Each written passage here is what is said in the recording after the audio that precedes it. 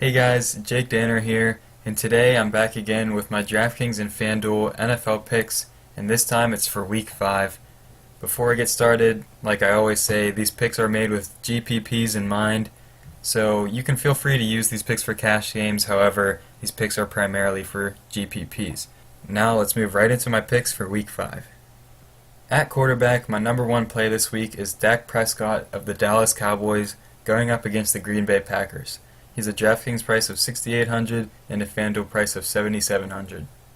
So far in 2017, Dak Prescott has averaged 20.4 fantasy points per game. Going up against a weak secondary of the Packers, he should well be able to exceed this average. Also, this game has a very good potential of being close. It also has a good potential of being a shootout, meaning that the opportunities and the attempts of Prescott will be maximized, and this will greatly increase his upside. Finally, one of my favorite reasons of rostering Dak Prescott this week is the fact that he creates a very nice stack with Dez Bryant, and those two will be a key piece to many of my lineups this week. At running back 1 for my Week 5 picks, this is the same guy we used in Week 4. It's Leonard Fournette of the Jacksonville Jaguars going up against the Pittsburgh Steelers. He has a DraftKings price of $7,000 and a FanDuel price of $7,600. Now, many of you guys might not know this about me, but I am a Steelers fan. However, I can't deny the statistics going into this game, and I really like Fournette this week. So far in his rookie campaign, Fournette has averaged over 23 touches per game, meaning that the volume is there. So that's one really good reason to like Fournette this week. Secondly, the Steelers' run defense has been very susceptible to a strong and consistent rushing attack. If you watch the game between the Steelers and the Bears this season, you would have noticed that Cohen and Jordan Howard, they just tore apart the Steelers. And finally, Fournette has a really nice touchdown floor. And by that, I mean every week this season in his rookie campaign, he scored a touchdown, and I don't see that changing this week. At running back number 2, we have Carlos Hyde of the 49ers going up against the Indianapolis Colts. He has a pretty similar pricing to Fournette. He has a DraftKings price of $6,900 and a FanDuel price of $7,200. I'm going to bring in another average here, and that is, so far this season, Hyde has averaged 18.2 fantasy points per game, and this is pretty solid for his price tag. Besides this, though, one of the main reasons to love Hyde this week is the fact that Indianapolis ranks 22nd in rushing yards allowed per game and 30th in points allowed per game. Carlos Hyde has a really high floor with all-around involvement. He's a 3-down back, and he's in all the time, gets lots of targets, lots of carries. And finally, I like Hyde this week because the 49ers most likely won't be playing catch-up. Now, we can't guarantee this, but they're going up against an Indianapolis Colts team that isn't the best without star quarterback Andrew Luck. And this bodes really well for Hyde because he's not going to be limited in his touches because the 49ers are trailing. And like I said, I don't think that trailing is going to happen this week. It might be a closer game, a game in which Hyde can be a lot more involved, increasing his upside and increasing his floor. At wide receiver 1, we have Dez Bryant of the Dallas Cowboys going up against the Green Bay Packers. He has a DraftKings price of $6,500 and a FanDuel price of $7,800. Dez Bryant is a guy I already mentioned before. He's a key piece to my stack with Dak Prescott this week. I really like him. He has a lot of upside, and I think you'll agree with me after you see these points. First of all, this is the very first week in 2017 that Dez Bryant isn't matched up against a lockdown corner. He's gone up against the likes of Janoris Jenkins, Aqib Talib, Patrick Peterson, and Janoris Jenkins. And you cannot name a guy on this Green Bay Packers defense that's going to shadow and limit him for this entire game. And since he had so much shadow coverage going on earlier in the season, he's possibly at a season-low price tag, so I like grabbing him here now at $8,500 because last year he was pretty much riding in the mid-8,000s range for his DraftKings price.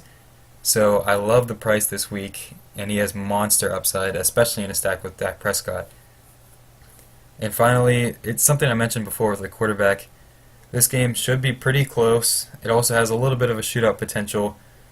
A possibly high-scoring game against a Green Bay defense that isn't so good, and this also increases his upside. At wide receiver 2, we're going to go back to the Colts and 49ers game with T.Y. Hilton of the Indianapolis Colts. He's a DraftKings price of $6,000 and a Fanduel price of $7,300. Now this is a sort of similar situation to Dez Bryant on my last slide. He's going up against a 49ers defense that doesn't really have a lockdown corner or a real true number one guy on that team that's going to cover Hilton all game, like how we saw Richard Sherman shadow T.Y. Hilton all of last game. Also, Hilton's been playing with Jacoby Brissett more and more. He's developing chemistry, developing trust with a quarterback that is on the rise. And finally, with the stuff that I mentioned before, you can kind of see the similarities between this game against the 49ers and then the game 2 weeks ago against the Browns, where T.Y. Hilton recorded a 153 one line, so 7 catches, 153 yards, and 1 touchdown. If we can get anywhere close to that, then I would be very happy, especially considering his price tag. At wide receiver 3, we're going with Geron Brown of the Arizona Cardinals. He has a DraftKings price of $4,500 and a FanDuel price of $4,500 as well. Also, something that I should have mentioned before, he's going up against the Philadelphia Eagles. I didn't expect much from Geron Brown this season. However, injuries kind of forced him into a larger role in this Arizona Cardinals offense. David Johnson's out, taking away some of the targets. John Brown was injured, J.J. Nelson was injured, so those targets have to go somewhere. And Carson Palmer throws the most passes so far in 2017, so a lot of those targets went over to Geron Brown. Last week he had 12 targets, had a very big game, and I don't know if I'm expecting that exact same big game, but his price tag hasn't caught up to him, meaning that he's very easy to plug in with some of your more expensive players. Therefore, he has a low risk, high reward. At tight end this week, we have Evan Engram of the New York Giants going up against the LA Chargers. He has a DraftKings price of $4,000 and a FanDuel price of $5,400. So far in 2017, in each week, Evan Engram has seen more and more targets. Part of this may be due to a banged up Odell Beckham. However, I do not think this is the case. This guy is very talented, and I think that his price tag is only going to rise from here.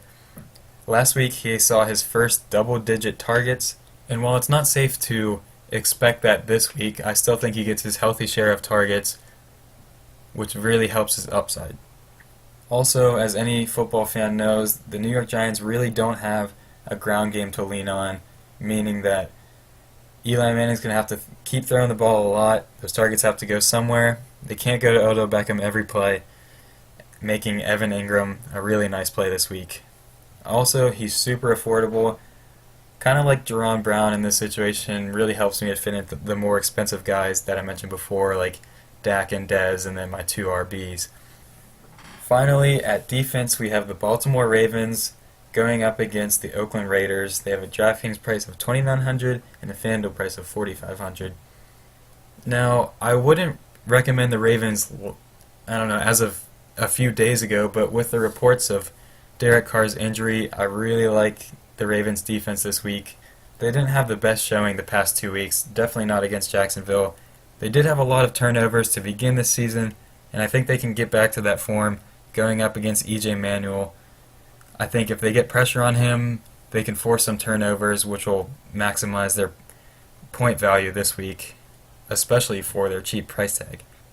Secondly, Oakland has really lacked receiver help over the past 2 weeks. Amari Cooper has only had, I don't know, a few catches, and they're spreading the ball out a little bit more, and there's just not a lot of production. And this is really good for the Ravens defense, who doesn't have the absolute best secondary.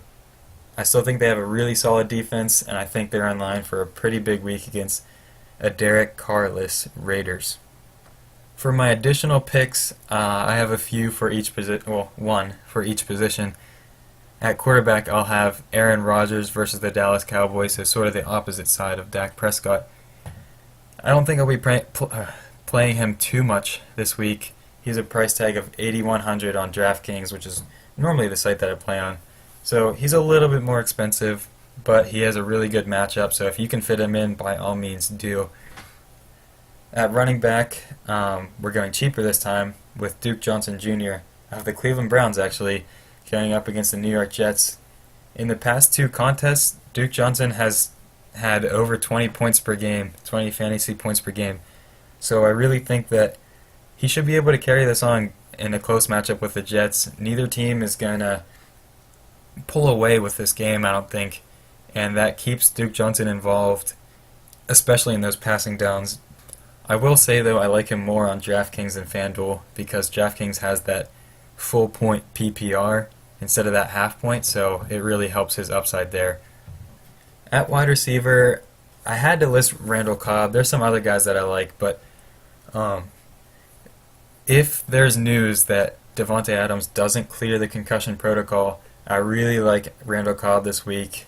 If Davante Adams is out, he still could have a really nice week with Davante Adams in there. However, with him out, he would be in line for a lot of targets in a potentially close and shootout game with the Dallas Cowboys that I've already mentioned before. At tight end, this is kind of a tough week for tight ends, honestly, and I will recommend Charles Clay of the Buffalo Bills going up against the Cincinnati Bengals.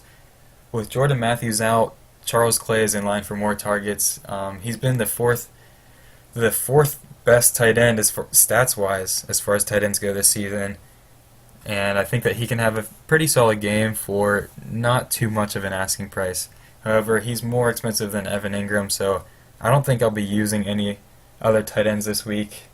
But still, Charles Clay is somebody worth considering. Finally, at defense, I have the Pittsburgh Steelers going up against the Jacksonville Jaguars. No, I'm not just saying that because I'm a Steelers fan, but I think at home they can have a pretty nice week against the Jacksonville Jaguars. I still do like Fournette this week, however, I think we can force some turnover. Well, not we. The Pittsburgh Steelers can force some turnovers on Blake Bortles. And also, frankly, there's not a lot of really good defensive options this week, meaning that Baltimore is going to be my primary play, and if I have some extra cash laying around, sure, I'll roster the Pittsburgh Steelers, but the Ravens are my favorite play, coming at a price of $1,000 less on DraftKings than the Pittsburgh Steelers, so to me that's almost a no-brainer there. However, the Steelers are also worth considering, kind of in a similar situation as Charles Clay. And yeah, that's it for my picks for this week. I hope you guys enjoyed it. If you have any comments or questions, please leave them down below. I'd love to discuss. Somebody last week commented on how Kareem Hunt doesn't play the Eagles, rather he plays the Redskins. So if I jack something up in my video, then let me know. And again, thank you so much for watching. Thanks for the support, and I'll see you guys soon.